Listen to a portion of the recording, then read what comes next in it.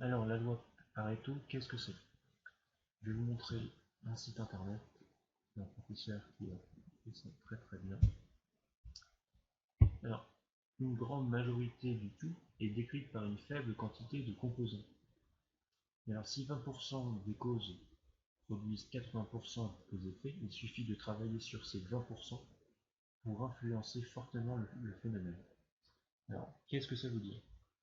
C'est-à-dire que 20% des causes produisent 80% des effets en termes de business, c'est-à-dire que 20% des clients rapportent 80% du chiffre d'affaires à l'entreprise. Ça veut dire quoi? C'est-à-dire que l'entreprise a tout intérêt à se concentrer et à chouchouter 20% de ses clients puisqu'ils représentent 80% du chiffre d'affaires. Quand on applique ça aux études de droit, aux études et plus spécifiquement aux examens, c'est-à-dire que 20% des sujets tombent 80% du temps. Qu'est-ce que ça veut dire en théorie? Ça veut dire que si vous avez réussi à déterminer les 20% des sujets qui tombent 80% du temps, il suffirait, je veux dire, en théorie, de connaître les 20% de sujets qui tombent la plupart du temps et ne pas réviser, ce qui fait que, je ne sais pas si vous vous rendez compte, mais c'est un gain de temps qui est assez hallucinant. C'est-à-dire qu'au lieu de réviser 100% des sujets, vous allez réviser que 20%. Alors, bien sûr, ce n'est pas une loi universelle. C'est-à-dire que vous pouvez avoir du 20-80 comme du 30-70 ou du 5-95.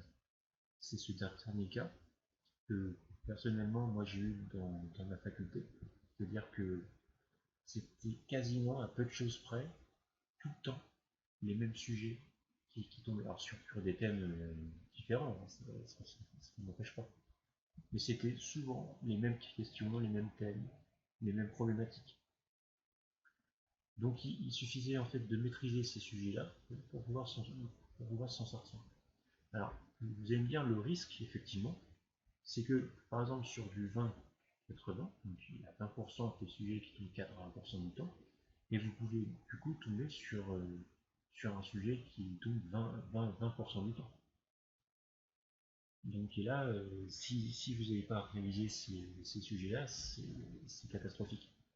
Alors, moi, en fait, ce que je faisais, c'est que je, je maîtrisais à fond les 20% des sujets qui tombaient la plupart du temps pour tabler sur du 15-16.